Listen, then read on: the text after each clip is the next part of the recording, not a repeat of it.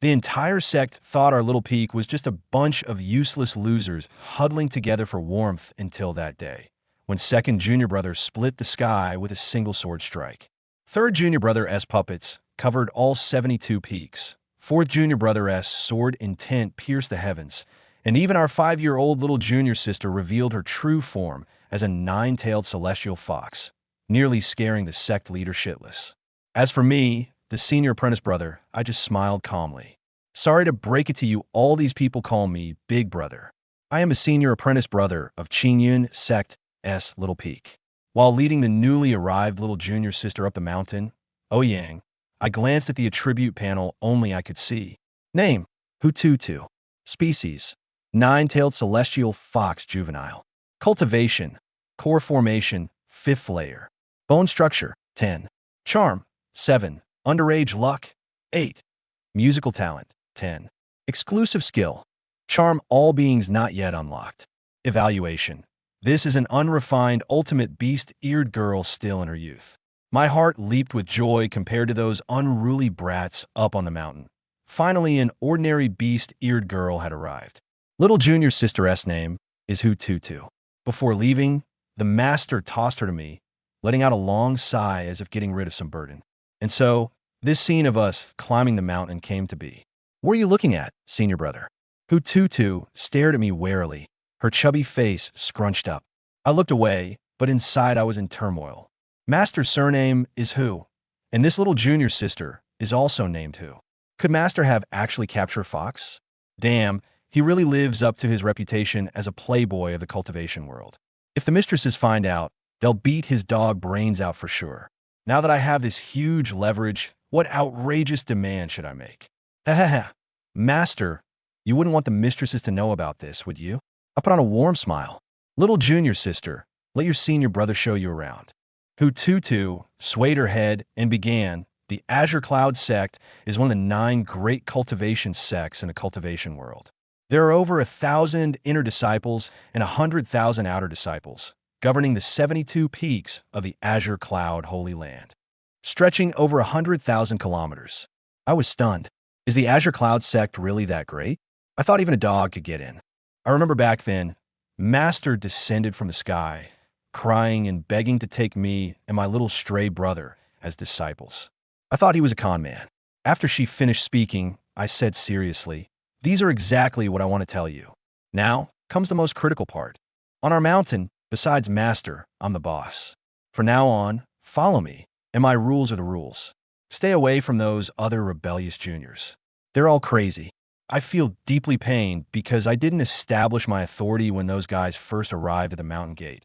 And now I have 0 experience as the senior brother. Oh, senior brother seems to have a deep prejudice against us. A gentle but icy voice came from behind. I froze, turned around, and forced a smile. Isn't this Xiaobai? You're here to climb the mountain too? What a coincidence. Name, by Feiyu. Reincarnation of an ancient sword immortal. Cultivation. Foundation establishment, layer 5. Bone, 9. Charm, 10 plus 1. Luck, 1. Sword talent, 1. Exclusive skill, everything is my sword. Evaluation. A super handsome junior brother who already possesses the style of a peerless sword immortal at a young age. Every time I look at this panel, I can't help but sigh.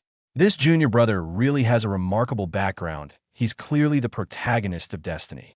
But with luck of 1, he's certainly not the chosen one of fortune. Hututu's eyes went wide. So handsome. Her 5-year-old face broke into a 30-year-old Annie-like smile. As senior brother, Tutu here likes senior brother the most. But Bai Feiyu only stared coldly at me, his eyes shooting out countless flying daggers, as if trying to pin me to the spot. Xiaobai, this is our new junior sister, Hututu. Junior sister, this is your 4th senior brother, Bai Feiyu. Bai Feiyu's gaze fell on Hututu, his handsome brows furrowed. Master, what's going on? You actually took in a fox.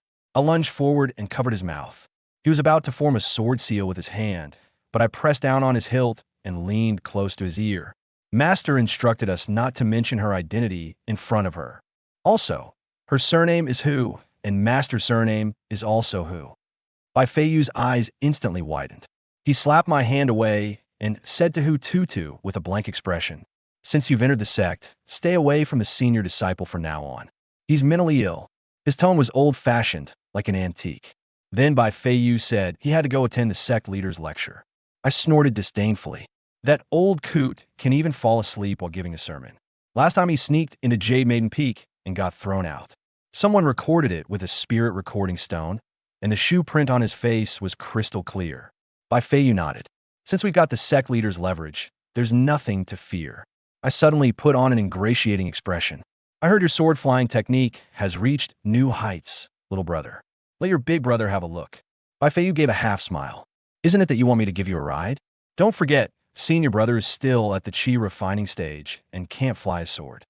My old face flushed red. This rebellious brat. With a clang, the 3-foot green blade transformed into a streak of light. Bai Feiyu grabbed Hu Tutu and leaped onto the flying sword. If senior brother doesn't come back before dusk, there won't be dinner left for you. Damn it. Restoring the dignity of the senior brother, it's our duty. I grumbled inwardly while climbing the mountain. Ding. The AFK rewards have arrived. Qi plus 1,000. I skillfully chose to collect. A faint warmth flowed from my lower abdomen to my limbs and bones. Then it disappeared. Name, Ouyang. Transmigrator. Cultivation. Qi refining 9th layer. Bone 1. Charm. 6 luck 1. Special qualifications. True Qi value 906962543. Exclusive skill. Not activated. Evaluation. You are the worst host I've ever had. The strongest AFK system in history was my perk for transmigrating. Just lie still, and it automatically AFKs, collecting the true Qi value from cultivation. I used to sneer at this lazy system. Ouyang would rather die or jump off the small peak than use this crappy system. But now, it's actually pretty sweet. After all, a whole day of hard cultivation isn't as fast as 10 minutes of AFK. At first, I comforted myself that I wasn't mooching off the system. Now, I'm coming clean I'm a cheater. But this system has a fatal flaw. It can't level up. I collected all the AFK true Qi, rocketed all the way to the 9th layer of Qi refining, and then couldn't advance any further. My cultivation is stuck forever in the Qi refining stage. I can't condense true Qi into true essence, let alone form a core or an infant. From a little genius who reached the 9th layer of Qi refining overnight, I've become a useless waste who can never break through. The drop could kill you. Only reaching foundation establishment counts, as truly entering cultivation only then can you access magical artifacts and Dao techniques. Sword flight is something only foundation establishment cultivators can comprehend. Cultivation without flying on a sword while holding a fairy sister has lost its soul. Then there's the issue of lifespan at the Qi refining stage. One can live at most 200 years. If I can't break through, I'll have to delete my account and start over in 200 years. To a cultivator, that's but an instant, but to me, it's a whole lifetime. I shook my head irritably. I took out the divine movement talisman given by my 3rd junior brother, Chun Changsheng, and infused it with true Qi. A stream of golden light flowed over my body, and I swung my arms and dashed toward the small peak. As the sun set, I finally returned to the small courtyard on the mountaintop. Bai Feiyu stood on a tree branch, hands behind his back, his white robes fluttering like a banished immortal. Hu Tutu was curled up in a chair under the tree, wearing a look of infatuation. Standing on a tree and showing off all day, are monkeys the only ones who like staying in trees? I grumbled sourly in my mind. The aroma of food wafted out from the kitchen. A simple-faced youth walked out carrying a tray. "Senior brother, you're back. The meal is just ready," said Chun Changsheng. Chun Changsheng, a reincarnator. Cultivation, core formation stage, 3rd level. Bone talent, 8. Charm, 9. Luck, 7. Array talent, 10 plus 1. Exclusive skill, living puppetry. Evaluation, a severely paranoid old Een by reborn. That's right, this junior brother is a reborn from the future. He probably died too miserably before rebirth, making him exceptionally cautious now. I reach out and pinch his face. "Junior brother, the you standing here right now? You're not a puppet, are you?" His body stiffens, and he steps back slightly. How could that be? Why would I use a puppet in my own family's dojo? I immediately realize that this one in front of me is a puppet. This rebellious son's paranoia has gotten even worse. After dinner, Chun Changsheng apologized and returned to his room. Hu Tutu whispered, "Big senior brother, this senior brother doesn't have the aura of a living person. Your third senior brother is a bit strange, but he has a good personality. However, on our small peak, don't provoke anyone, or you won't even know how you died." Hu Tutu's hair stood on end. Even though she was at the same core formation stage as him, she keenly felt that if a fight broke out, she would die miserably in an instant. While eating dinner, suddenly a sharp sword light broke through the roof of the opposite room, shooting straight into the sky. The piercing sword light was like a beam, re-illuminating the darkened sky. "This is sword intent." Bai Feiyu's chopsticks fell from his hand, his face full of shock. Even he, a former sword immortal in his past life, was still polishing his sword heart without grasping sword intent. Yet second senior brother had comprehended sword intent at just over 10 years old, a level that only out-of-body stage sword cultivators could possibly achieve. Hu Tutu curled up into a ball, trembling. I took a sip of the chicken soup. TSK, this 3-spot feathered chicken is really delicious. No wonder those guys on Spirit Beast Peak guard it so strictly. Watching the flying tiles and rubble, I sighed and shouted toward that room. "Lung Ching Song, you little brat, fix the roof tomorrow. This is the 3rd time this month it's been blown off." A young man in black tight-fitting clothes walked out holding a sword, enveloped in a killing sword intent. Just one glance was enough to inspire fear. Name: Lung Ching Song, Child of Destiny. Cultivation: Core Formation, 7th layer. Bone Quality: 10+1. Charm: 10 Luck 10. Sword Talent: 10+1. Exclusive Skill: I am the sword evaluation, a bit of social anxiety, but a favored son of destiny. Protagonist by fate. Every time I look at this stat sheet, I can't help but curse. Damn, some people are born in Rome, some are born as beasts of burden, but this is the kid I raised with my own hands. Back then, I was 5 years old, dragging him around homeless at 3. The master cried and begged to take us in as disciples, and even the sect leader was alarmed. He wanted to take Lung Ching Song as his disciple, but he said, "Where my elder brother goes, I go." As expected of my own kid, always thinking of me. Lung Ching Song hugged his sword and wolfed down food he hadn't eaten in 3 days. The sword intent around him hadn't dissipated yet, and the killing aura filled the courtyard. Hu Tutu trembled like a leaf in the wind. Compared to third senior brother just now, this second senior brother gave her the feeling he could kill her with a flick of his wrist. "Grandpa, is the mortal world this dangerous?" "Tutu here, I'm afraid I won't make it back alive." Bai Feiyu's gaze turned solemn. A teenager giving him such overwhelming pressure, what kind of talent was this? If he, as the reincarnation of an ancient sword immortal, didn't step up his game, wouldn't that be laughable? Each person harbors their own thoughts. Only I kept shouting at Lung Ching Song, "Get out, don't bring your blanket over here. Find your own place to sleep." Hu Tutu lay on her own bed. Today's events had completely exceeded her mental expectations. Where on earth had she ended up? She recalled her grandfather's earnest words before she left. "Child, you possess an innate Tao body. No one can see through your true form. Never reveal your identity, or you'll bring deadly trouble upon yourself." Tutu absolutely cannot tell her senior brothers that she is a spirit fox. Her delicate little face scrunched up like a bitter gourd. She had come to Qingyun's sect with a major mission. After just 1 day, she already felt the oppressive weight of the human race. Even a random little peak produced so many talents. If this was the case, then Qingyun's sect and the entire human race were simply no match for the demon race. Hu Tutu, too restless to sleep over the future of the demon race, got up early. After washing up, she had just pushed open the door. He saw Bai Feiyu already standing on the tree with his hands behind his back. Faint purple light swirling around Bai Feiyu's body, like purple serpents, coiling around him. This added a touch of eeriness to the otherwise righteous Bai Feiyu. Senior brother Bai is as handsome as ever, Hu Tutu thought with some admiration. Just as Hu Tutu was lost in admiration, he noticed Lung Ching Song, who had terrified him yesterday, walking in from the foot of the mountain, bare-chested and carrying a large tree on his shoulder. Beneath his cool, handsome face was a physique like a stone sculpture, with dew and sweat glistening on it. The second senior brother, who had almost scared him into peeing himself yesterday. actually look quite perfect like this. Tutu here really likes senior brothers. Just as Tutu was swooning over the shirtless Lung Qingsong. Lung Qingsong gently set down the tree trunk, thick as a man's waist, on the ground.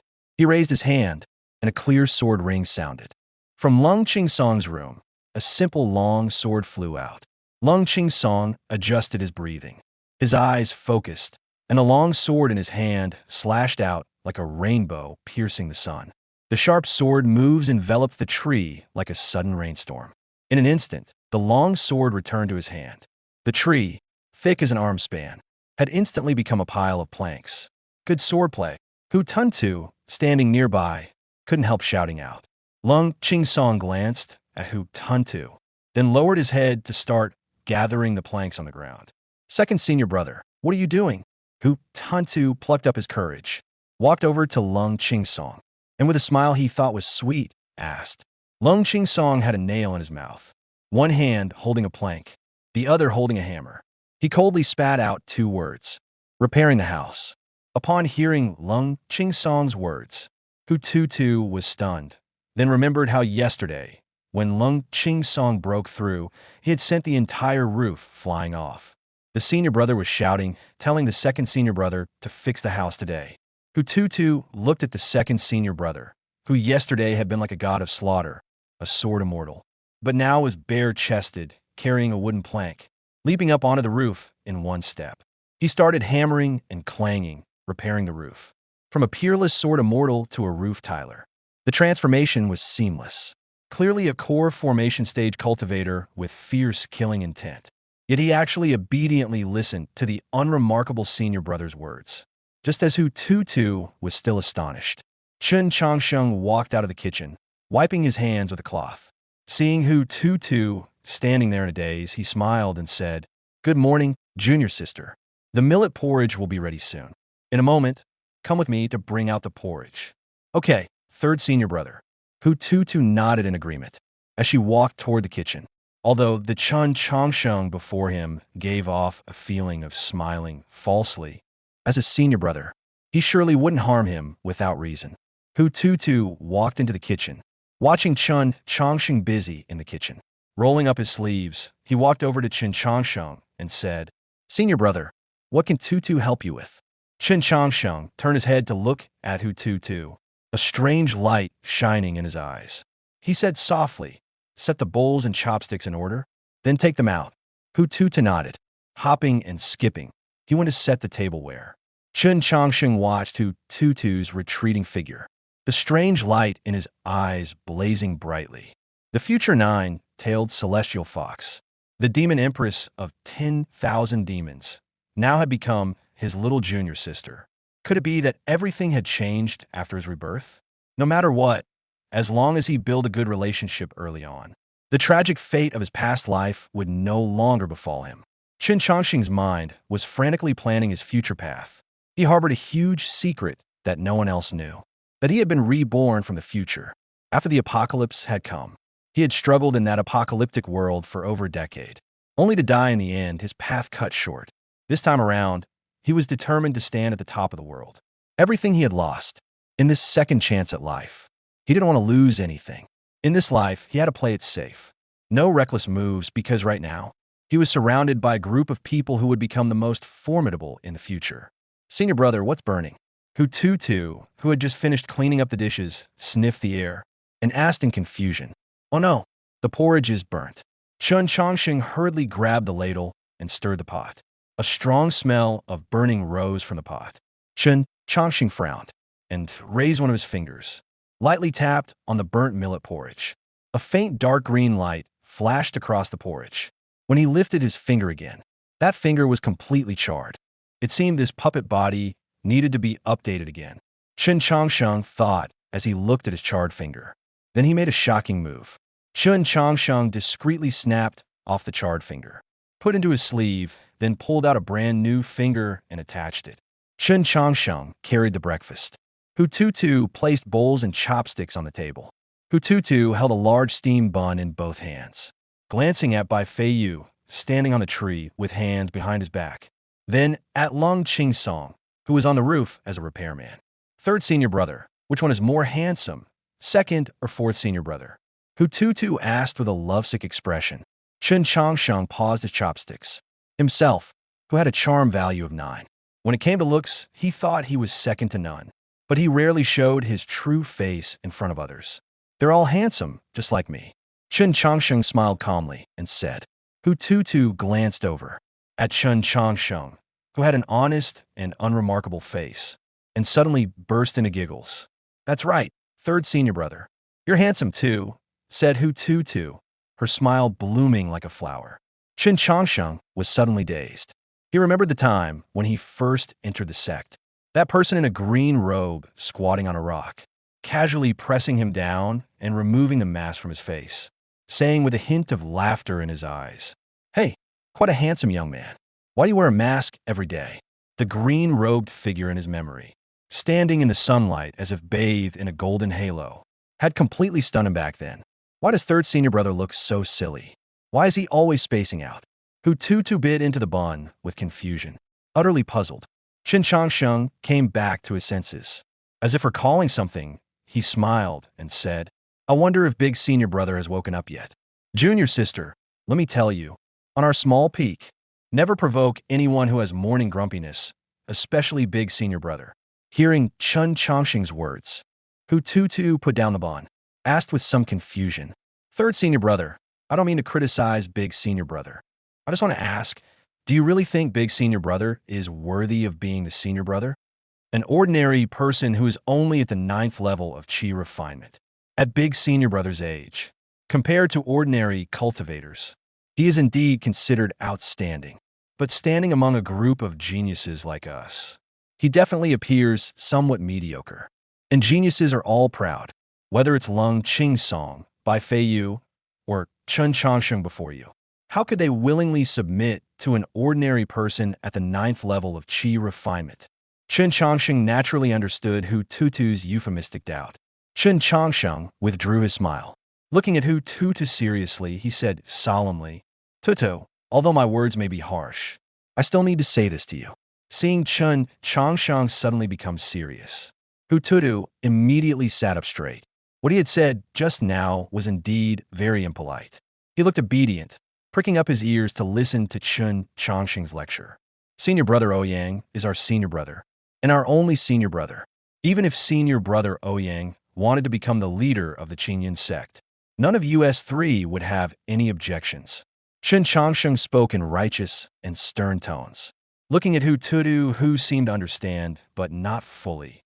Chen Changsheng silently added in his heart, no matter what others think, I, Chen Changsheng, will risk my life to protect senior brother Ouyang forever. As soon as Chen Changsheng finished speaking, suddenly the entire small peak summit, violet light blazed forth as countless rays of dawn radiance surged onto the small peak. The spiritual energy of heaven and earth frenziedly gathered toward it, transforming into golden lotuses that descended upon the small peak. The sound of the great Tao, full of rhyme, echoed above the small peak. An extraordinary phenomenon occurred. Purple chi came from the east. Someone is comprehending the Tao. Chen Changsheng's eyes narrowed. He stood up, his body blazing with green light. Outside the small peak, countless formations were instantly activated. To outsiders, the small peak, once filled with strange phenomena, now appeared as its usual self. Bai Fei Yu stood on a tree branch, hands clasped behind his back, slowly opening his eyes. Purple chi swirled within his pupils. His sword aura condensed inwardly. Yet he gave the impression of a sword sheathed within its scabbard. Hututu clearly sensed that everything around seemed to have transformed into flying swords. The house, the vegetation, the blue bricks on the ground, even the air itself were like sharp-edged swords. Bai Fei Yu said softly, all things are my sword. Suddenly, above the small mountain peak, countless sword cries resounded. Countless unseen swords responded to Bai Fei Yu's voice. The originally clear sky suddenly churned with profound energy. Sounds of zither and harps, beating of drums, as if heaven and earth were celebrating for Bai Fei Yu. Lung Qing Song, who was astride the roof repairing it, stopped the hammer in his hand and gazed at Bai Fei Yu standing on the tree branch. A fierce fighting spirit flashed in his eyes. The sword path that Bai Feiyu had comprehended was exactly the opposite path to his own. Originally, he could have taken this path as well, but he had refused. Compared to all things are my sword, Lung Qingsong trusted more in the sword in his own hand, and trusted himself more. The precious sword beside Lung Qingsong seemed to respond to its master's surging fighting spirit, emitting soft, ringing sounds. Bai Feiyu, standing atop the tree branch, entered a mysterious and profound state of enlightenment. His cultivation-level sword, and within his body, true essence condensed at a speed visible to the naked eye, swiftly gathering and spinning. A dazzling golden core leaped forth from the surging true essence. With the core formed, Bai Feiyu let out a long roar to the heavens. He leaped upward with all his might, charging straight into the clouds. Countless sword hums rang out simultaneously. Lung Qingsong, standing on a rooftop, could no longer suppress his fighting spirit. He transformed into a streak of black light, rushing toward Bai Feiyu, where Bai Feiyu turned all things into swords. Lung Qingsong was like a lone, proud sword piercing the clouds. "Haha, well met." Bai Feiyu laughed heartily, filled with exhilaration. He transformed into a streak of white light and charged toward Lung Qingsong.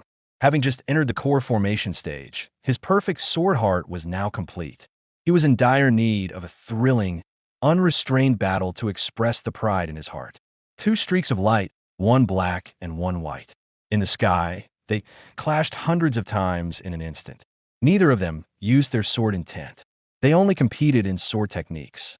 If both had used their sword intent, under the residual power of a core formation cultivator's attack, even a small mountain peak could be destroyed by them, let alone the fact that although both are currently at the core formation stage, when facing a nascent soul cultivator, they could also easily slay them with a single sword strike. If they couldn't kill enemies above their level, how could they be called geniuses? The two engaged in battle. In the sky, the sound of countless swords clashing like metal and stone rang out, dense as a sudden rainstorm. Hututu below watched the two exuding powerful pressure in the sky, even just exchanging sword techniques. The sword might they inadvertently emitted made his body stiff, unable to move. The brilliant sword chi made people dare not look directly. Watching the two, extremely perilous and splendidly wonderful battle, Hututu confirmed in his heart, if it were him facing either of the two, with one move, she could cut off her own foxtail. Is this core formation? How come it feels more oppressive than those great demons in the clan? They are clearly at the same core formation stage as me, aren't they? Grandpa, this core formation of mine, it's different from Tutu's. Hututu screamed inwardly. Qin Changsheng was surrounded by a blazing green light. He was struggling to maintain the grand formation around the small peak. The invisible sword intent of the two, for the formation he had painstakingly set up around the small peak, was no less than a mountain-shaking, sea-roaring collision.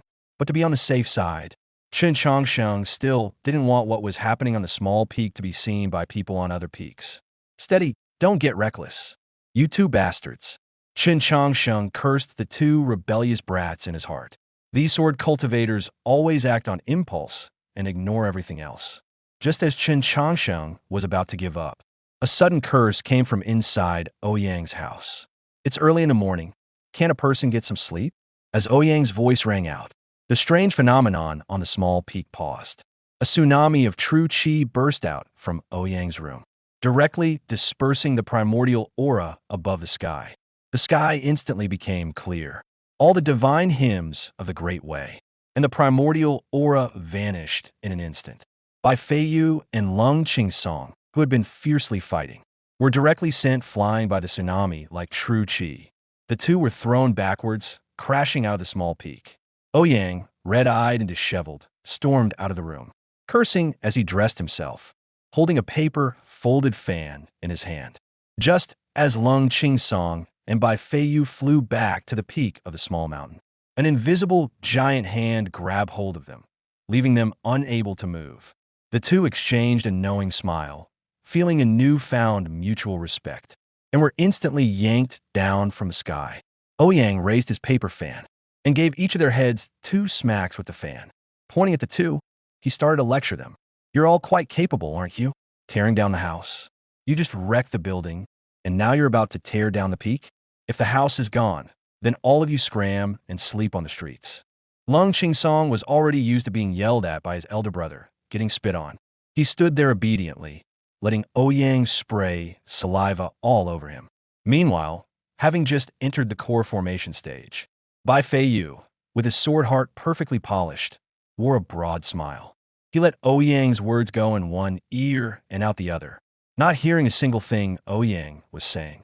Hu Tutu looked at the senior brother who stood with his hands on his hips, cursing like a fishwife, and recalled the sudden tidal wave of true qi that had pressed down on him like a mountain, making it hard to breathe. He, caught between senior brother Bai and senior brother Lung's clash, had been unable to move even a single inch. Yet the senior brother had directly sent both of them flying with his true qi. With such a vast amount of true qi, could he really be only at the 9th layer of qi refinement? The two had just moments ago seemed like war gods, now being scolded by the senior brother like a hapless little chick.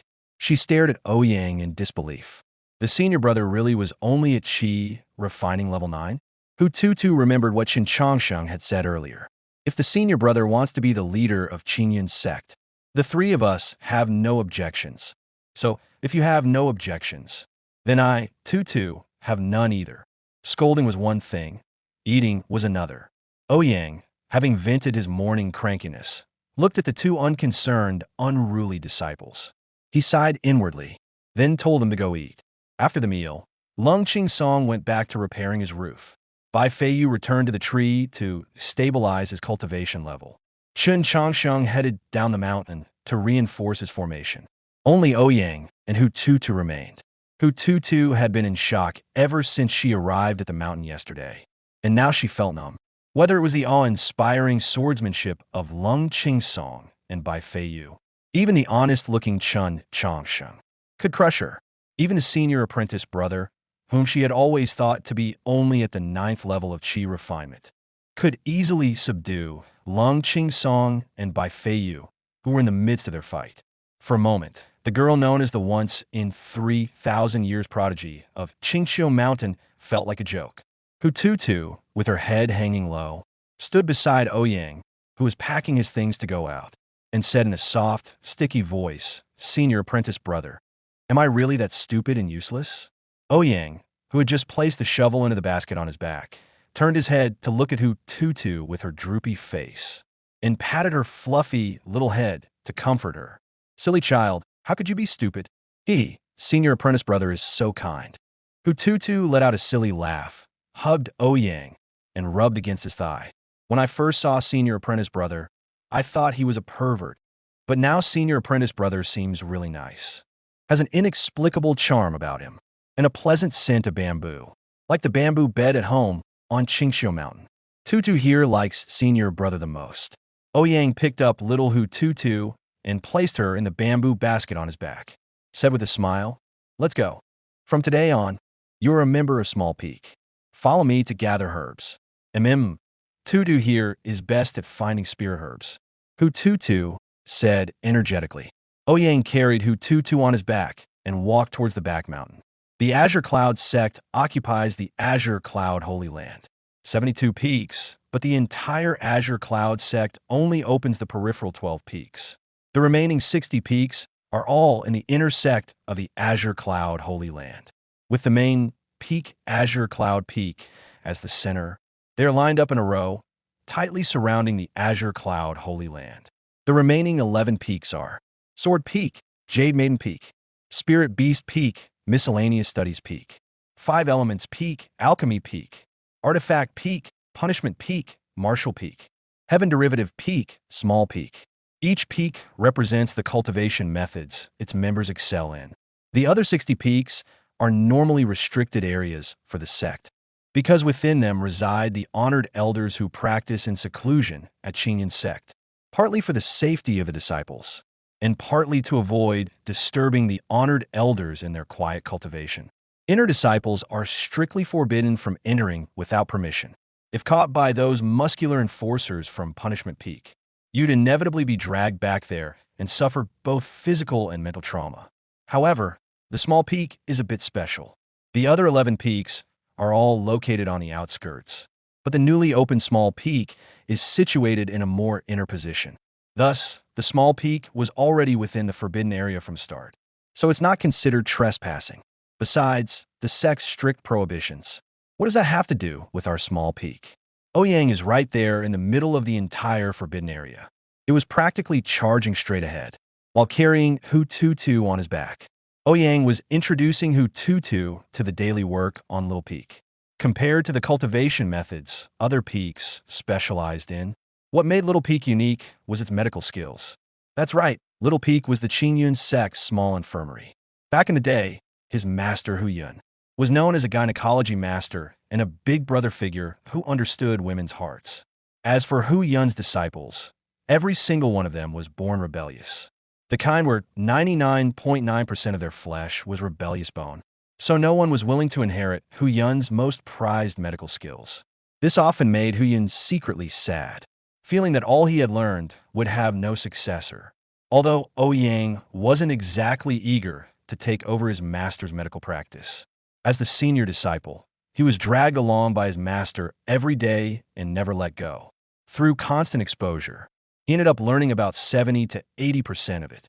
Everyone here cultivates immortality, so ordinary ailments aren't something they'd easily catch, even if it's just a common cold or the flu.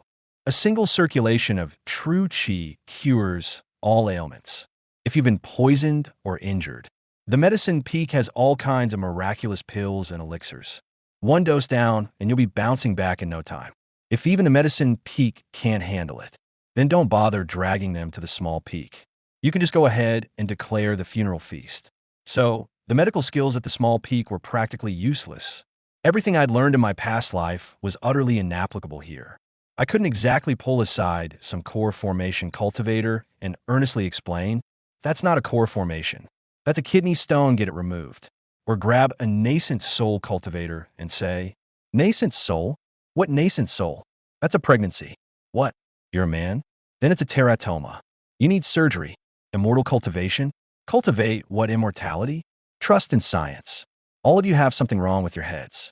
You all need to go to a mental hospital. Anyway, the medical practice on Small Peak was basically just pulse diagnosis, acupuncture, and prescriptions. But it's actually more about psychological counseling. Otherwise, how would my master be known as the sage of gynecology? These cultivation big sisters really need psychological counseling.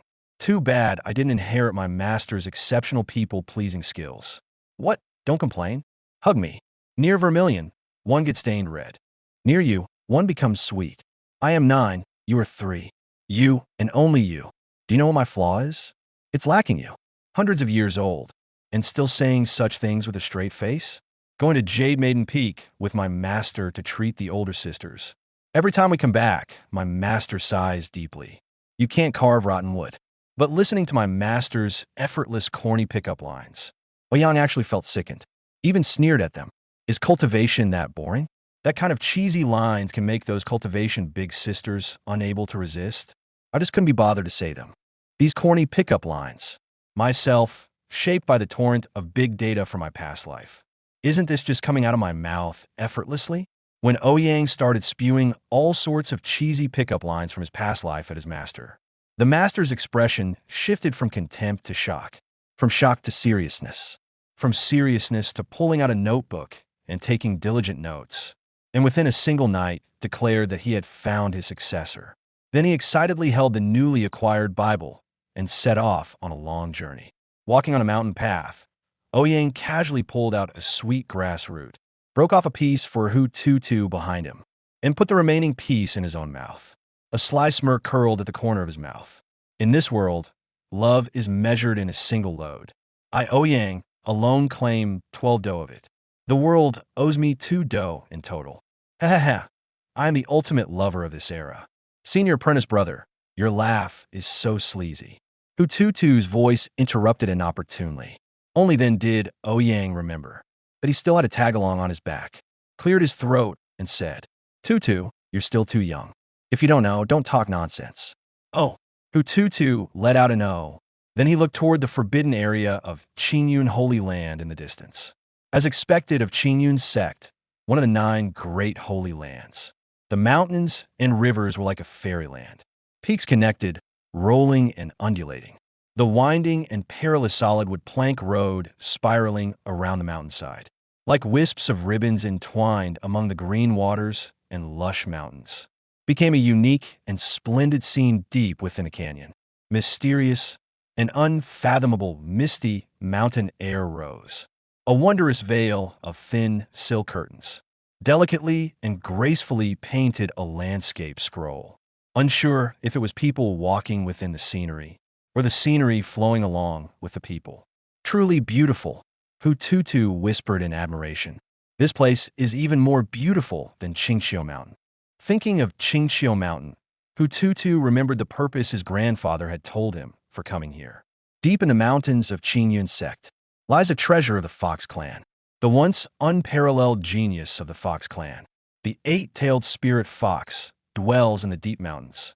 For 10,000 years, the first peerless genius of Qingxiu Mountain to cultivate to 8 tails is now cultivating in seclusion in one of those mountains here. And the purpose of coming here is to find the senior and seek from him the method to fully awaken one's bloodline power. But this senior had sworn to be irreconcilably opposed to Qingxiu Mountain in this life, and had changed his appearance until more than a decade ago. That senior broke through to the realm of the 7-tailed spirit fox, triggering a celestial phenomenon. The entire cultivation world then learned that within Qingyun Sect, there was actually a great cultivator of the demon race. But even Qingyun Sect itself didn't know where this great demon cultivator was within the sect. After all, he was their own honored guest, as long as he was powerful enough, and would come out to help when needed, regardless of whether it's human or demon. And Hututu's purpose was to seek guidance from this great fox cultivator on how to awaken her own bloodline. Although she possessed the bloodline of the 9-tailed celestial fox, many foxes in the history of the Fox clan had possessed it, but throughout their lives, they only reached the realm of 7 tails. This great cultivator of the 8-tailed spirit fox did not have the bloodline of the 9-tailed celestial fox, yet relying solely on herself, she had cultivated to the realm of 8 tails, comparable to a powerhouse at the tribulation transcendent stage. When the old elders within the Qingxiu Mountain learned of this, they were so regretful that they slapped their own faces all night long. The Fox clan had been weak for a long time, but because of their appearance, handsome males and beautiful females, they were often captured to assist others in cultivation.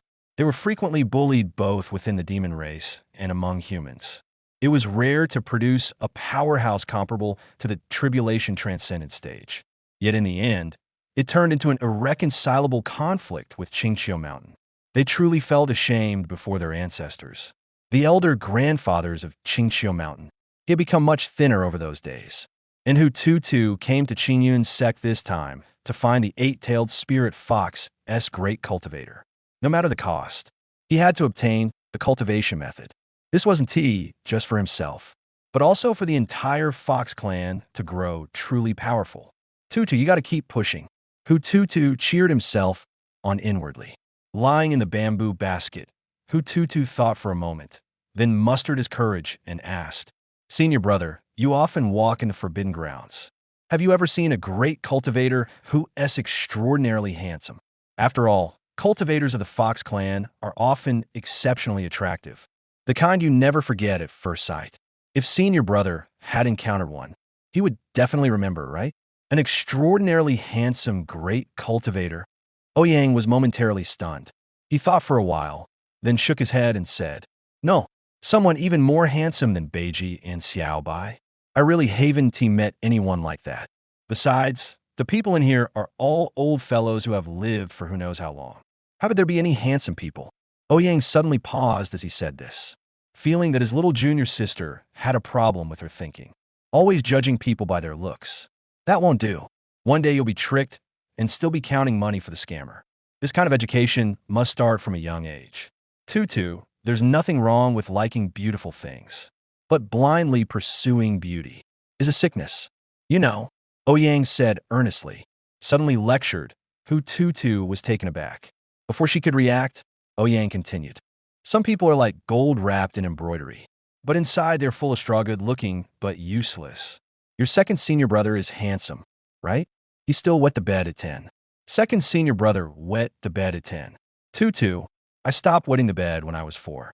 Who Tutu said in surprise. I never expected him to have that keep-away look on his face. The cold and aloof Lung Ching Song actually wet the bed until he was 10.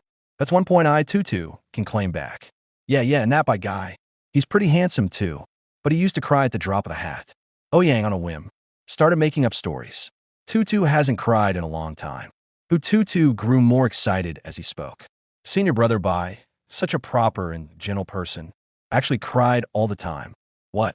Compared to them, I, Tutu, seemed quite excellent after all. The child competitive spirit wiped away Hu Tutu's earlier setback. He urged the senior brother to dish out more dirt on the two senior brothers. Ouyang, also getting a kick out of it. On one hand, to boost Hu Tutu's confidence. On the other, to maliciously smear his two rebellious disciples. Things like not knowing how to wipe after using the toilet, and running around the yard with their butts bare. What about bathing because scrubbing off the dirt hurt too much? Crying and shouting for master. What about who could pee farther? Only for them to face each other and pee all over each other. The entire Valley S boardwalk was filled with Hu Tutu-esque giggles, like a little hen cackling. Meanwhile, on the small peak, Lung Ching Song, who was repairing the roof, sneezed violently a few times. Bai Fei Yu, standing on a tree, suddenly felt his feet give way, almost falling off the tree. The two looked at each other involuntarily, and a thought occurred to them. Could that kid be cursing me in his mind because he didn't beat me? Childish. Both snorted coldly at the same time. The deeper they went into the forbidden area, the more enchanting the surrounding scenery became. There were big fish swimming in the forest, mushrooms towering into the clouds, white cranes dancing in the mountains, and a fierce tiger being ridden by someone. Ouyang and Hu Tuntu rode slowly through the mountain forest atop a massive white tiger with piercing eyes. Hu Tuntu sat in front, dangling his feet. Still unwilling to give up, he probed Ouyang indirectly. Senior brother, what is your favorite little animal? Ouyang pretended to think, stroking his chin. Teasingly, he said, well, as for that, I prefer little foxes. Ah! Hu Tuntu turned back in surprise, looking at Ouyang's smiling face. He immediately twisted his head away, not letting Ouyang see the delight in his eyes. I like little foxes too. But little foxes might not necessarily like senior brother. Hu Tuntu said, feigning indifference. But inside, he was overjoyed. Senior brother actually likes foxes. Doesn't that mean he likes me? Ouyang watched Hu Tuntu's face puff up like a stuffed bun in happiness, and couldn't help but sigh with emotion. People say a daughter is her father's little cotton-padded jacket. That couldn't be more true. Whoever wraps themselves in this little jacket won't feel lost. So, senior brother, are there foxes here? Hu Tutu followed the lead and asked. Yes, the Green Cloud Valley is home to all kinds of beasts, including foxes, of course. Ouyang replied. Then can you take me to see the foxes, senior brother? Hu Tutu looked at Ouyang with anticipation. Is it because you're homesick? Want to see your own kind? Ouyang looked at the expectant Hu Tutu, thought for a moment, for his junior sister's small request. Ouyang naturally agreed without a second thought. The two jumped off the tiger. Ouyang patted the tiger, signaling it to leave. The presence of the king of beasts here would keep ordinary animals from daring to approach. After the tiger had gone far away, Ouyang took a rope out of his backpack. He started arranging things on the ground. Senior brother, what are you doing?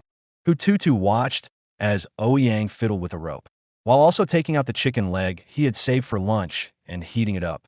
I'm making a trap to catch a fox for you, Ouyang said without looking up, looking at the crude trap in Ouyang's hands. Hu Tutu immediately felt that his intelligence as a fox was being underestimated. He said somewhat displeased, Senior brother, such a crude trap. How could it possibly catch a clever fox? Ouyang brought the heated chicken leg to his nose and sniffed it. Then, satisfied, placed it inside the rope loop. He pulled Hu Tutu and left the spot where the trap was set. As they walked, he said with full confidence, It'll definitely work. I even caught the sect leader with this method. Hu Tutu looked at Ouyang with a confused expression. It seemed I had accidentally overheard some dark history about the head of the Qingyun sect. And after Ouyang and Hu Tutu left, an animal that had been hiding for a long time walked out from the darkness. Gray fur, a fluffy tail, and a face that was the very picture of the word dull. If Ouyang saw it, he would definitely exclaim, "Isn't this the 8th emoji in my WeChat sticker pack, the Tibetan fox?" The Tibetan fox circled the trap once, a glint of mockery flashing in its eyes. A Qi refining stage brat, leading a member of the 9-tailed celestial fox clan, and I thought they were up to something big.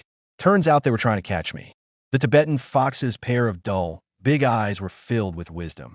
What a pity someone as wise as me. How could I possibly fall for such a crude trap so easily? Not to mention, I, sir, am an 8-tailed spirit fox. The Tibetan fox whispered a cold, quiet sneer. Looking back at the crude trap, the fragrant chicken leg still sat in its center.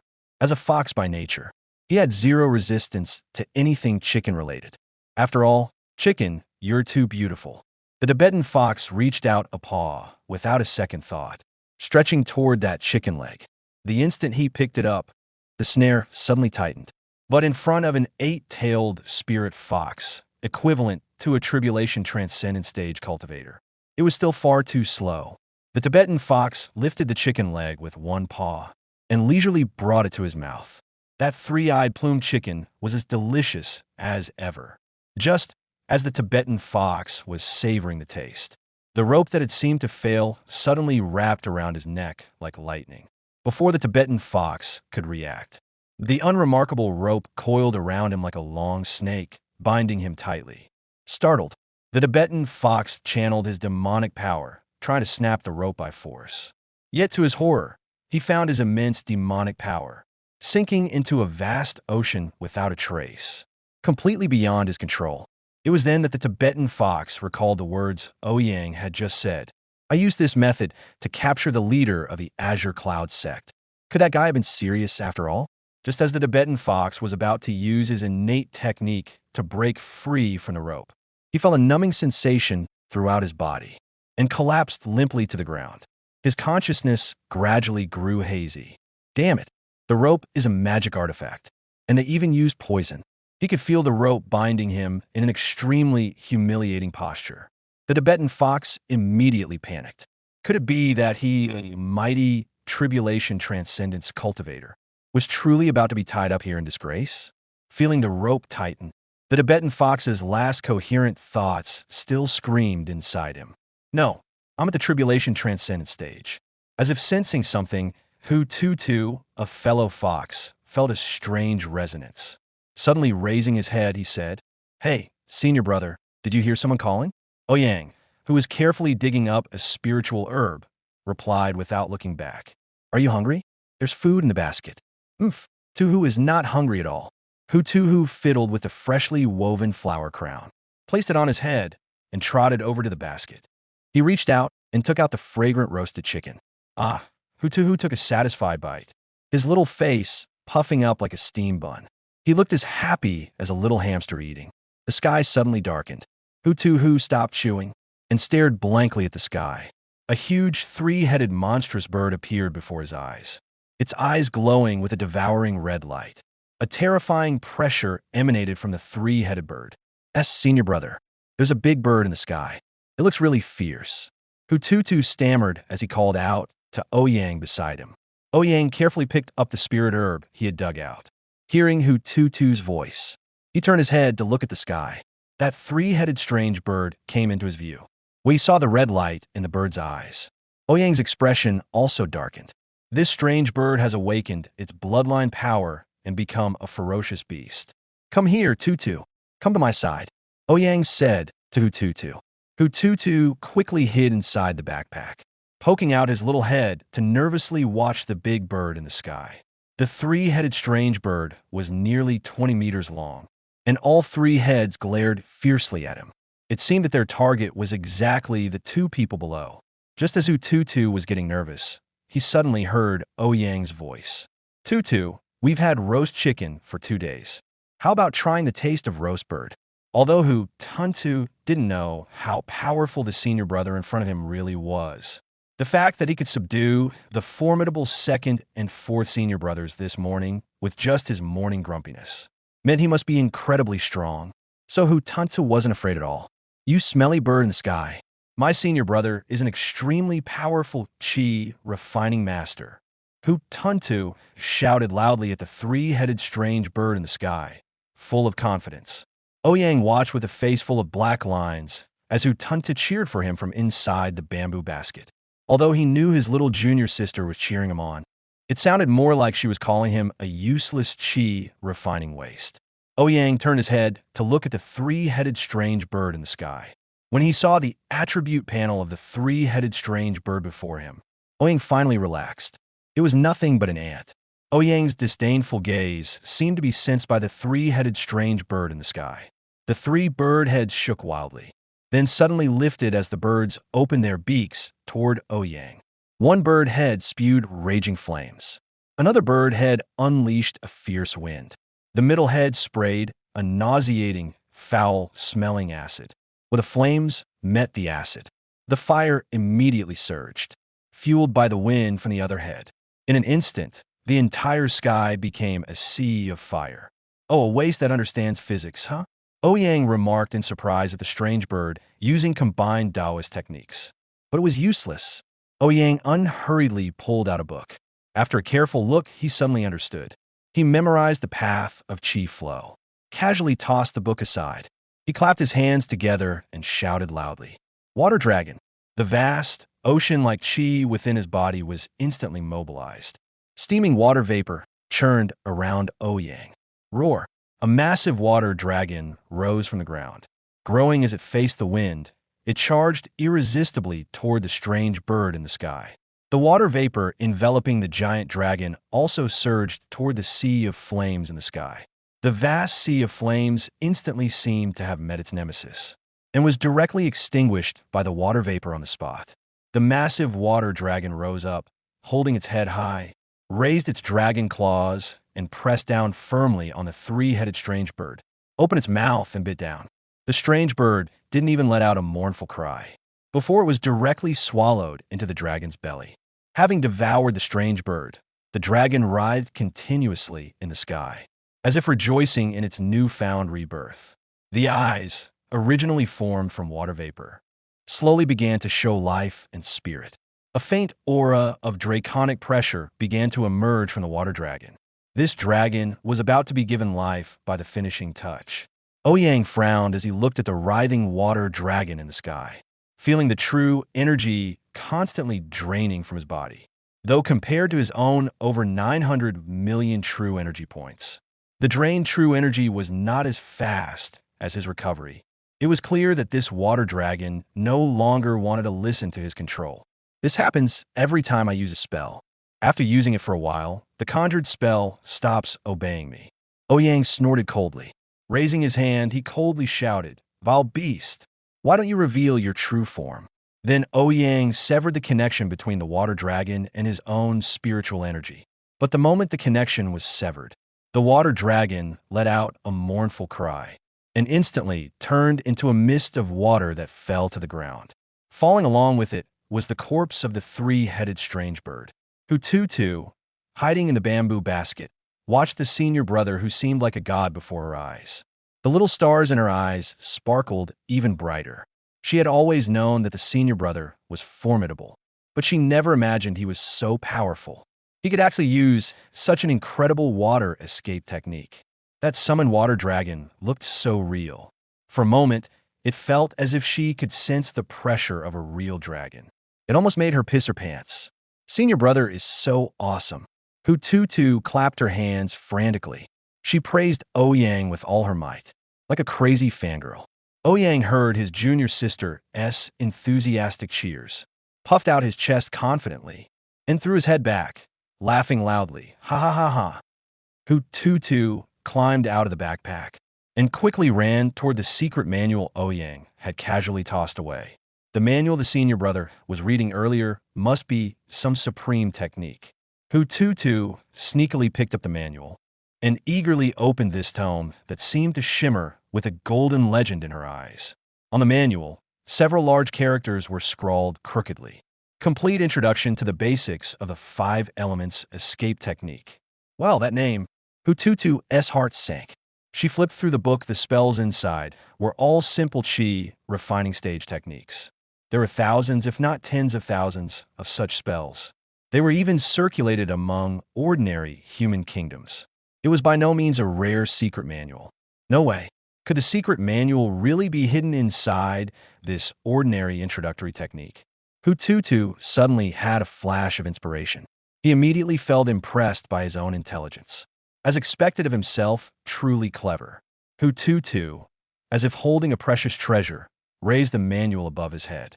His little legs moved swiftly as he ran toward Ouyang, while shouting triumphantly, "Senior brother, your supreme technique manual." Ouyang, who was standing with his hands on his hips and looking smug, hadn't yet recovered from the thrill of showing off. When he saw Hututu holding the manual he had just casually discarded. Complete introduction to the basics of the 5 elements escape technique. Thrusting it right in front of his face, Ouyang coughed awkwardly.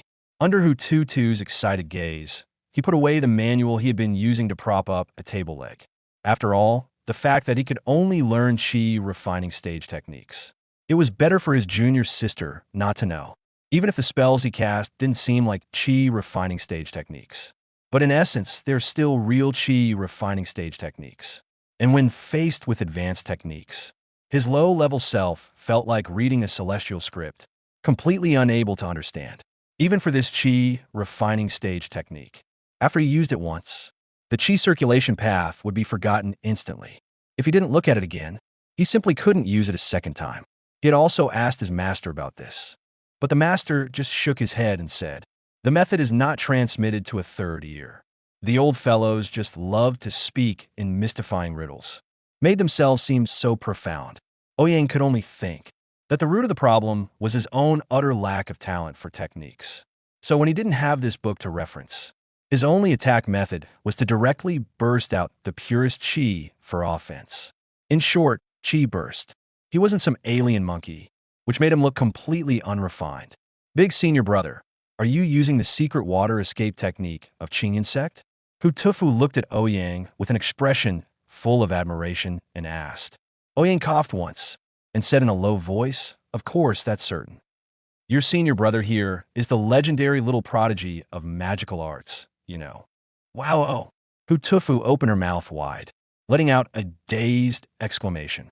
Having successfully earned his junior sister's admiration, Ouyang contentedly took the hand of his little tag-along and said, "Let's go. Let's go see if the trap caught a fox." The Tibetan fox, tied up like a turtle by the rope, hung listlessly from tree. "I can't make a sound. If those old-timers in seclusion around here see me like this, I won't be able to show my face as a fox anymore. My dignity as a powerhouse at the tribulation transcended stage would be gone too. I can't make a sound. I'm tied up voluntarily. I just find it amusing." The Tibetan fox silently hypnotized himself in his heart, but didn't dare to move a single bit. Every time he moved, the rope would tighten even more. The bell would hurt even more. The Tibetan fox's heart was weeping, yet its face remained foolish and expressionless. Thankfully, it had that dumb, square face. Even if its heart was surging like a stormy sea, its face showed no expression at all. "Senior brother, can I learn such profound Taoist techniques in the future?" Hututu's voice came from afar. The Tibetan fox, in desperation, could only choose to play dead. "Hey, Tutu actually caught a fox. Holy crap, a square-faced Tibetan fox? How the hell did that show up in the forest?" Ouyang stared in surprise at the playing dead square-faced Tibetan fox. Just as he was about to step forward to check, his footsteps suddenly stopped. Ouyang looked at the attribute panel before him, couldn't help but raise an eyebrow. A tribulation transcending spirit fox. He glanced at Hututu beside him. Could it be a secret guard assigned to protect junior sister? The demon race has become so wealthy that they use a transcending tribulation stage powerhouse to protect a little girl. But Hututu looked confused, as if she didn't know this Tibetan fox at all. "Senior brother, is this really a fox? It looks so ugly." Hututu pointed at the Tibetan fox and said. Ouyang nodded and replied, "It is also a type of fox. Although it's a bit ugly, it is definitely a genuine fox." The Tibetan fox listened to their conversation, grinding its teeth in hatred. If it weren't for being unable to move right now, it would definitely want to slice these two juniors who dare to talk about it into 1,000 pieces. It hated others discussing its appearance the most. Ouyang was afraid that after he untied the Tibetan fox, it would suddenly burst into rage and hurt someone. Although he wasn't afraid of it, he couldn't protect Hu Tutu behind him. Tutu, you stand here first. I'll go put it down, Ouyang said. After receiving the obedient reply from Hu Tutu, Ouyang walked over to the Tibetan fox. He untied the rope around the Tibetan fox. This rope was the immortal binding lock his master had given him. It was said that as long as you continuously infused it with true energy, even an immortal could be trapped. The best part was that it had no level restrictions. Even ordinary mortals could use it. It perfectly suited him, who was only at the Qi refining stage and unable to control artifacts. Just as Ouyang untied the rope, the bound Tibetan fox suddenly opened its eyes. The world instantly stood still. The unique pressure of a tribulation transcendence stage expert descended. Kid, how dare you? Ouch, ouch, ouch. The Tibetan fox was about to threaten Ouyang, but Ouyang grabbed its throat with one hand and pinned it to the ground. It cried out in pain. Keep your voice down. Don't think I don't know who you are. Huyen, if you dare to act recklessly, I'll skin you and make you into a fox fur coat. Ouyang threatened with a cold tone. Holy shit, Huyen, pinned firmly to the ground, was utterly dumbfounded. This kid had actually called out his real name. He, a powerhouse at the tribulation transcendent stage, was being pinned down by a mere human youth, unable to move. He originally tried to mobilize his true essence, only to find that his internal true essence was completely suppressed in his dantian by the youth's spiritual energy. He couldn't budge an inch. He was a great cultivator at the tribulation transcendent stage. Tribulation, transcendence, the strongest existence in this world. Yet before this youth, he didn't even have the strength to fight back. Could this youth be some ancient monster who had lived for tens of thousands of years, playing in the mortal world? Damn, it always pretending to be weak to catch the strong. Who knew he'd actually meet someone who could pretend even better than himself? Huyen could be certain. The youth before him was a hidden ancient monster of 10,000 years. Otherwise, as a tribulation transcendence cultivator, he wouldn't be utterly powerless to resist. Could it be that this ancient monster had already reached that legendary realm? Huyan's heart trembled violently as he was pinned to the ground. He immediately spoke in a humble tone. Senior, this junior understands now. Please, senior, show mercy. Ouyang was a bit confused by Huyan's sudden change in attitude, but still he spoke. I won't make things hard for you. You, at the tribulation transcendent stage, must be an elder of Qingyun Sect, right? Play with the little fox behind me for a while, and then I'll let you go. Otherwise, I'll obliterate your soul. Although Ouyang was only at the Qi refining stage and had no idea what a soul even was, he didn't care. But if this Tibetan fox dared to resist again, at worst, he'd just scatter its ashes. Is the tribulation transcendent stage really that strong? Of the elder cultivators living in seclusion here, which one hadn't he already beaten? The pinned Tibetan fox nodded repeatedly. Only then did Ouyang lift the fox. With a smile on his face, he walked toward Hu Tutu. Tutu, look, this is a fox from the Qingyun Sect. Ouyang dangled the Tibetan fox in front of Hu Tutu to prove that this Tibetan fox was real. Ouyang even deliberately showed Hu Tutu the bell on the fox. This move was no less than showing a little girl some adult content. It shocked Hu Tutu so much that she screamed. Ahem ahem, only then did Ouyang remember that the Hu Tutu in front of him was also a fox. What he had just done was indeed a bit indecent. The light in Huyan's eyes had vanished. His dignity was completely lost in front of his own kind, especially in front of a direct descendant with the bloodline of the nine-tailed celestial fox. Huyan stared with dead fish eyes, looking at the sun, thinking without any emotion. Ah, the sunlight really is exceptionally glaring today. Senior brother, he's so ugly. Hee, but he's ugly cute. He's kind of cute. Hu Tutu carefully reached out and poked a fur on Huyan's body. She said with a giggle. She had never seen this kind of fox at Qingyun Mountain before. Seeing it for the first time was quite novel.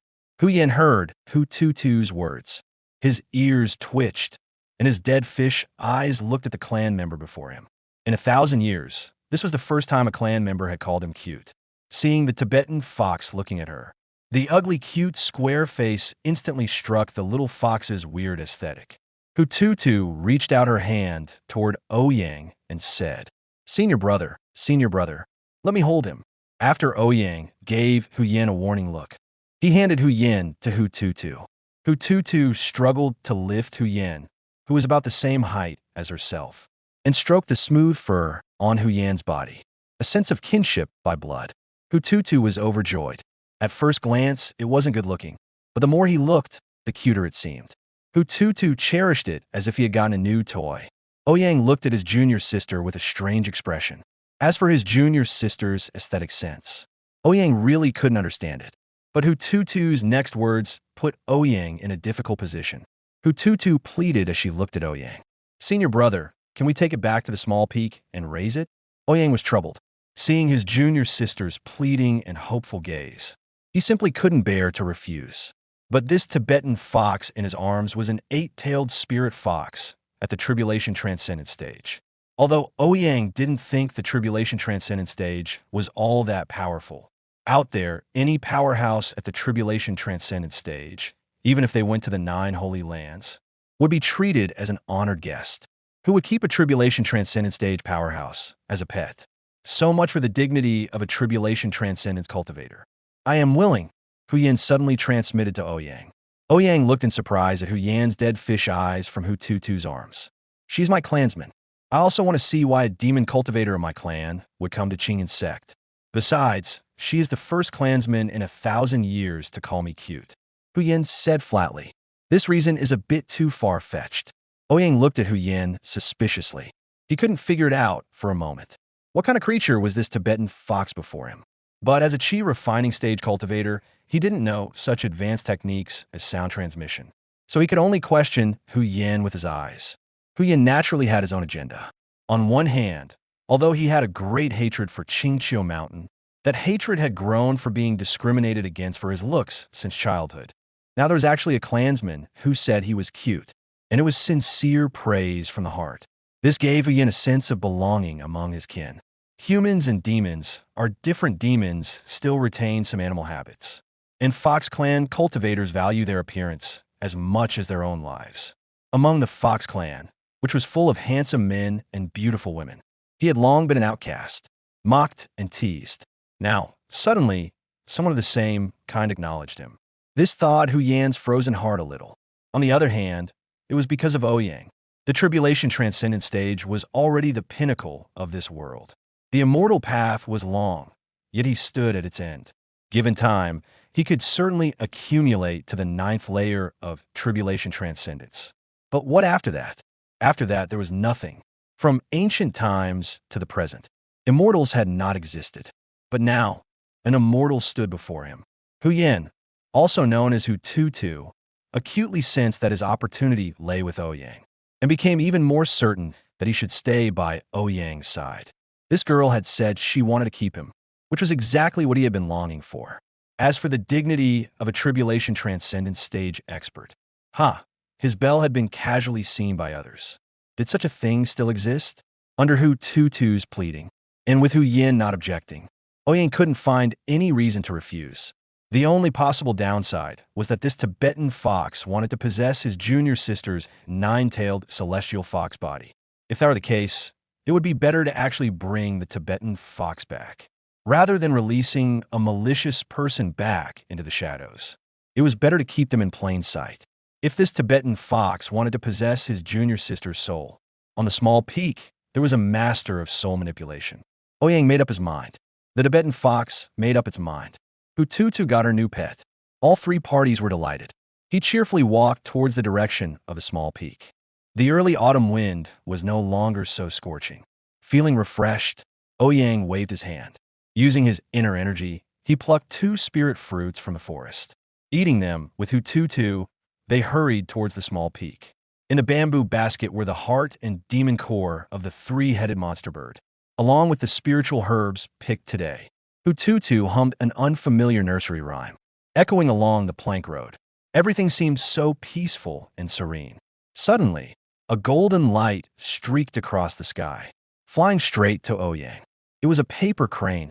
Ouyang stretched out his hand. The paper crane landed steadily in his palm.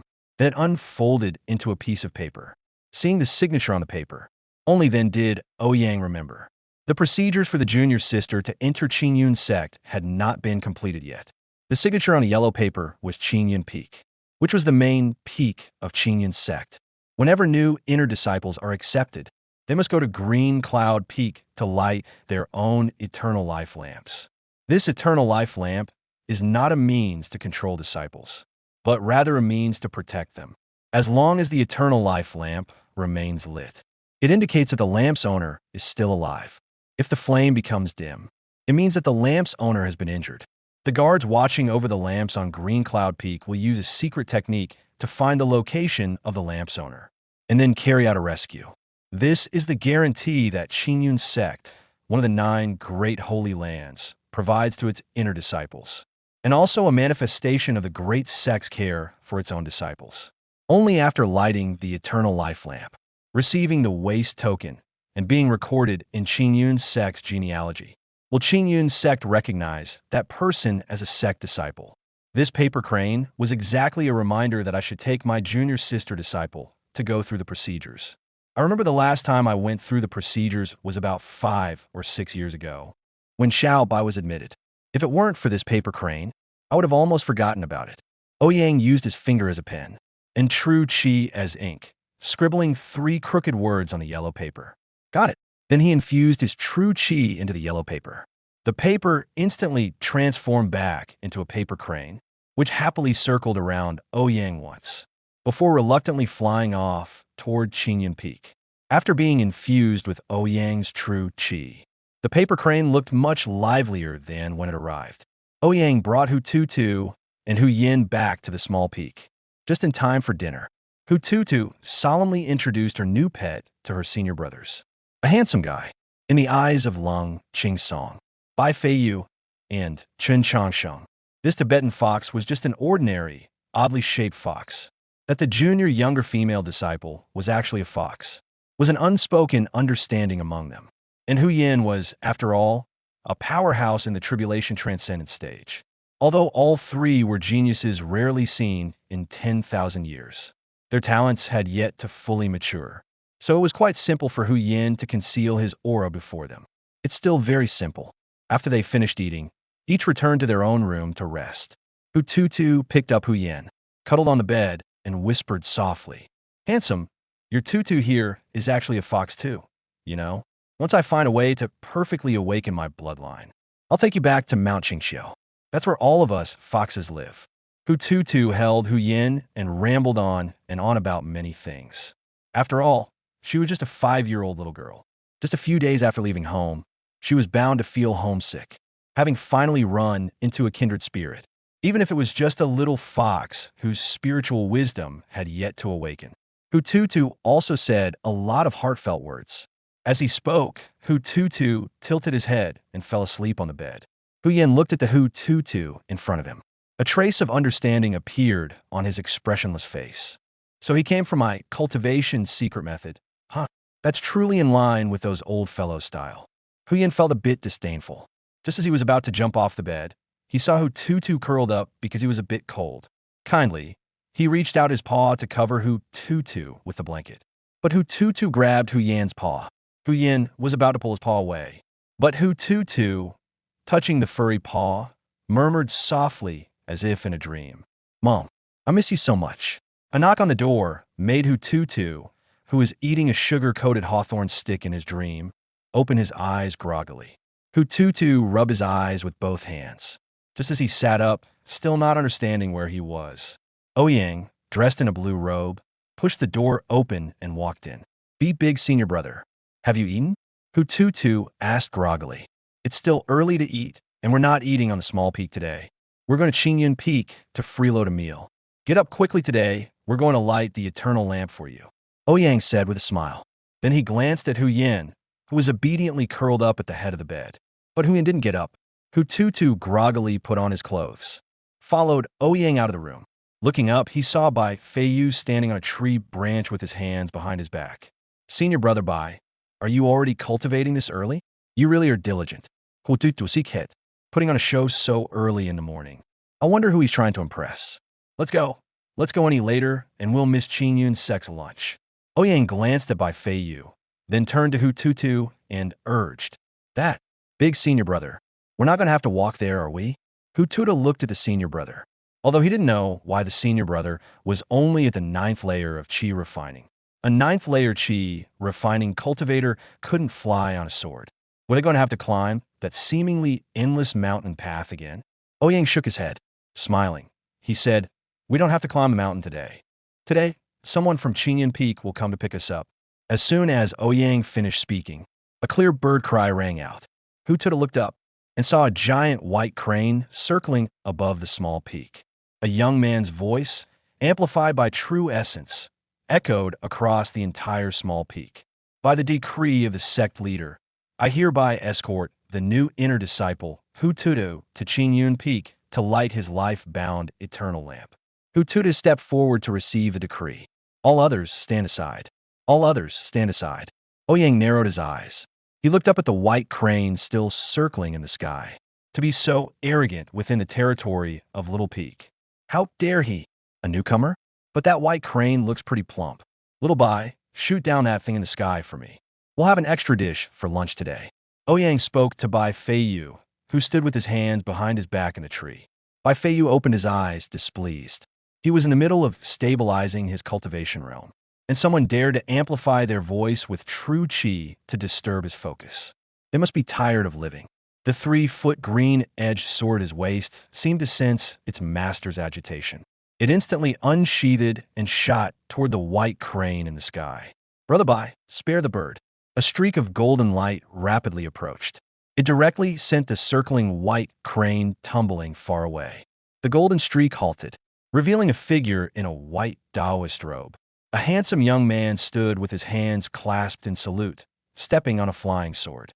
"Junior Bai, Junior Zhu only joined the inner sect not long ago. If they have offended you, please forgive them." Bai Feiyu saw the arrival. He closed his eyes again. The flying sword that had missed its target whizzed back into its sheath. Ouyang looked at the newcomer's status panel. He immediately knew who it was. Ouyang said somewhat discontentedly, "Old Ling, what's going on with you? How dare you send just any Tom, Dick, or Harry to Little Peak?" Ling Feng smiled apologetically and said, "I just delivered a letter to Master at Jade Maiden Peak. So I asked Junior Zhu to come in my place. I already told him to be very careful. Maybe the young man is a bit proud and arrogant. Please forgive me, senior brother O." He spoke with politeness, and the slight smile in his eyes gave a gentle warmth like a spring breeze.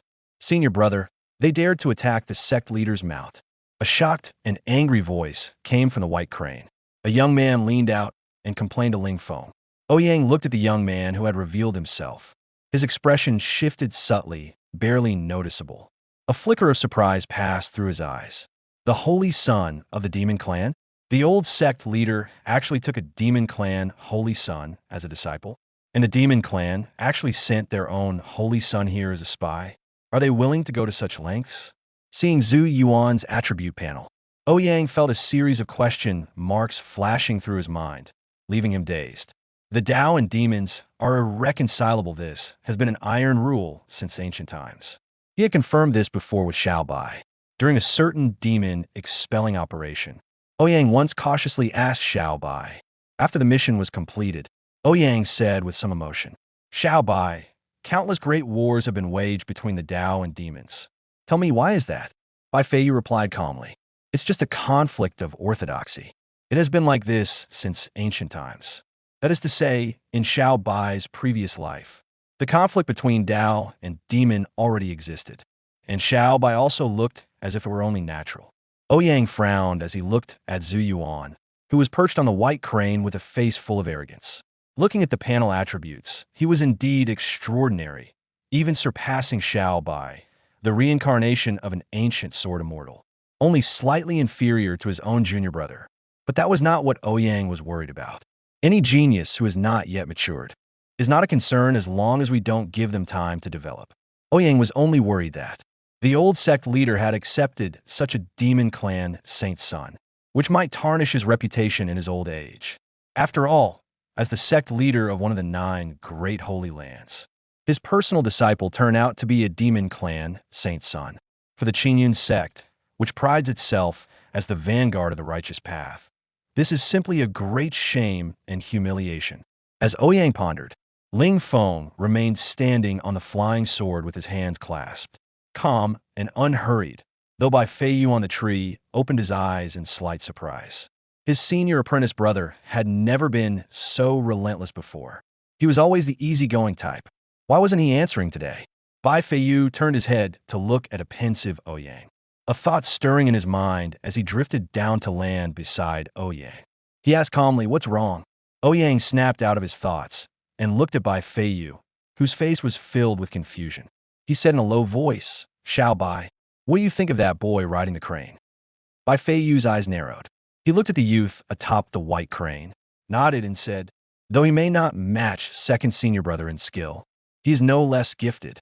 It seems the sect leader has taken on a good disciple." Ouyang was a bit surprised. Even Xiao Bai, reincarnated as an ancient sword immortal, couldn't see that the youth before them was a demon tribesman. Could it be because of that exclusive skill? A faint smile curled at the corner of Ouyang's lips. Interesting. Before Ouyang could teach the demon saint before him a lesson he'd remember for life. The grand formation surrounding the small peak suddenly activated. Like an air dome, the grand formation instantly enveloped the entire peak. Ouyang's heart jolted. Why had the mountain protecting formation, always managed by his third junior brother Chen Changsheng, activated on its own? Could it be that Qingyun sect was about to be annihilated? The ever-cautious Chen Changsheng would never act so rashly. He always shrank back behind the others when trouble arose. Why had he suddenly activated all the mountain protecting formations on this small peak? Not just Ouyang Xiaobai, standing beside him, instantly summoned his sword intent. In an instant, countless invisible swords filled the sky above the entire peak. A sharp sound of something piercing through the air rang out. Lung Qingsong, sword in hand, smashed straight through the newly repaired roof. His entire body was like a sharp blade. His gaze locked tightly onto Ling Feng and Zhu Yuan in the sky. The two of them also knew Chen Changsheng's temperament very well. If it weren't a matter of life and death, Chen Changsheng would not activate all the formations. On the small mountain peak, the winds and clouds suddenly shifted. Under the influence of the grand formation, the entire world seemed to turn upside down.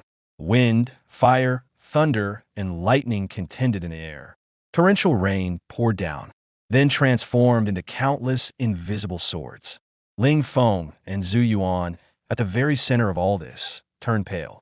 The moment the grand formation was activated, Ling Feng felt an immense pressure. The faintly appearing complex and exquisite pale golden formation diagram above his head made even him, a nascent soul cultivator, feel despair. Not to mention, below stood two figures holding swords, who had already locked onto him, Bai Feiyu and Lung Qingsong, ready to strike at any moment. Even though they were only at the core formation stage, Ling Feng was certain in his heart that, either one of these two, he absolutely could not last 3 moves under the other's sword. A monster has emerged from Little Peak. This phrase quietly circulated within Qingyun sect. Ling Feng had not believed it before. He only treated those from Little Peak somewhat preferentially. But now Ling Feng understood what that phrase meant. From now on, when he sees them, he would definitely take a detour. SS senior brother, what do they want to do? Kill fellow disciples? Zhu Yuan, riding the white crane, was only at the core formation stage. Under such powerful pressure, his voice trembled a little. He looked to Ling Feng for help. Still unable to believe it, he asked, "This is Qingyun sect, one of the 9 sacred lands. The matter of fellow disciples harming each other." Zhu Yuan still could not believe the other party would dare to do it. He was a genius that appears once in 10,000 years. Although he had only recently joined the Qingyun sect, but he didn't believe that Qingyun sect would stand by and watch a prodigy like him die in internal sect conflict. Ling Feng looked at Ziyuan, who was pleading for his help. He let out a bitter laugh and stepped in front of Ziyuan. Then he said to Ouyang, who was also somewhat confused below, "Brother Ouyang, if junior brother Zhu and I have offended the Shaoshan Peak in any way, Ling Feng now apologizes to you. Please, brother Ouyang, show some mercy. I don't even know what's going on. You want me to show mercy?" Ouyang looked blankly at Bai Feiyu beside him. Xiaobai, what does this mean? Ouyang asked quietly. Brother Chun is about to make a move. Bai Feiyu also didn't know what was happening. But Chen Changsheng, who was usually cautious, had suddenly gone berserk, using all his trump cards. He must have discovered something. Just as Ouyang was about to ask further, among the dark clouds, a huge golden formation quietly took shape. From within the massive golden formation, slowly emerged hundreds of Chen Changsheng, clad in purple Taoist robes. Each Chen Changsheng had the same aura. With the enhancement of the formation, their cultivation at the core formation stage continuously surged upward. In the blink of an eye, they reached the level of false nascent soul. Hundreds of Chen Changshengs surrounded Zhu Yuan and Ling Feng, slowly drawing their long swords from their waists. Hundreds of long swords were drawn simultaneously, producing a crisp ringing of blades. The killing intent forced the encircled Ling Feng and Zhu Yuan to draw their weapons immediately. Hundreds of cultivators comparable to the nascent soul stage. What the hell? Where did so many nascent soul cultivators come from? Ling Feng's gaze was cold as he looked at the hundreds of murderous Chen Changshengs before him. Each one looked exactly the same, yet none were fake. He could sense that. Every Chen Changsheng was a living person. Hundreds with the same appearance, the same cultivation level. What kind of secret technique is this? Even as the chief disciple of the sect leader, this is the first time I've seen such a heaven-defying secret technique. As a nascent soul third-layer cultivator, under the siege of hundreds of nascent soul cultivators, I would absolutely not survive even a second, let alone having to protect Ziyuan behind me. Ouyang saw for the first time that Chen Changsheng, so decisive in killing, had actually taken out all the puppets he made, all of them. And among these puppets, there must be Chen Changsheng himself. Ouyang narrowed his eyes and locked onto a figure standing slightly behind the hundreds of Chen Changshengs. The hundreds of Chen Changshengs quietly stared at Ling Feng and Xin, then said in unison, Senior Brother Ling, please leave. Chen Changsheng's target is Ziyuan behind Ling Feng. Upon hearing Chen Changsheng's words, Ling Feng's face showed no expression at all. He only slowly reached his hand behind his back. He drew a strangely shaped long sword. Ling Feng, with twin swords in hand, said calmly, From the first day, junior brother Zhu came up the mountain and called me senior brother. I have been his senior brother. He has been my junior brother. Son, I your brother. Zhu Yuan looked with emotion at the mountain-like sturdy back standing before him. Ling Feng replied to Chen Changsheng's words, and also made his stance clear. Hundreds of Chen Changshengs remained silent, quietly watching Ling Feng. He said softly, Then go and die with him. In an instant, 100 swords rang out, resounding throughout the small peak. What scene unfolds when hundreds of cultivators, each comparable to the nascent soul stage, strike simultaneously? That is now. Hundreds of Chen Changshengs at the nascent soul stage stand with swords in hand. Violent true yuan surged above the small peak. Countless sword auras echoed above the small peak. Ling Feng took out a small copper bell.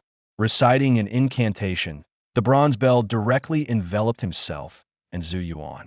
Countless sword energies crashed against the bronze bell, raising dense ripples across its surface. Trapped at the center, Ling Feng and Zhu Yuan faced immense pressure head-on. Ling Feng held twin swords.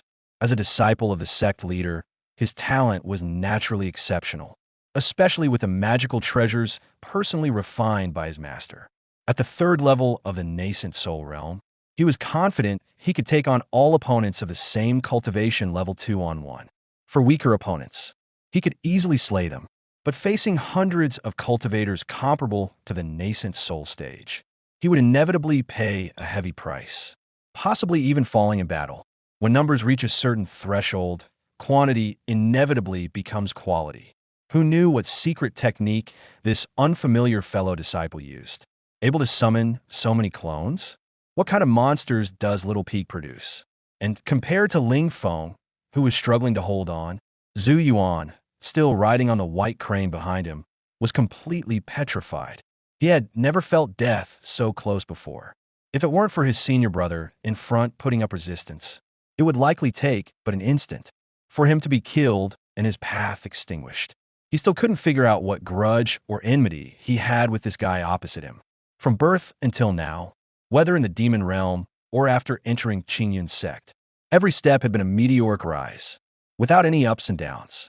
He had always been a superior person, high above others, and was bound to become one of those who looked down upon all living beings.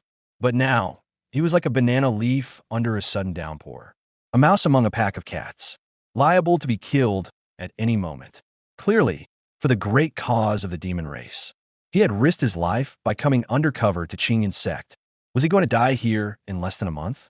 Watching the rain of swords filling the sky, Zhu Yuan's heart was filled with reluctance.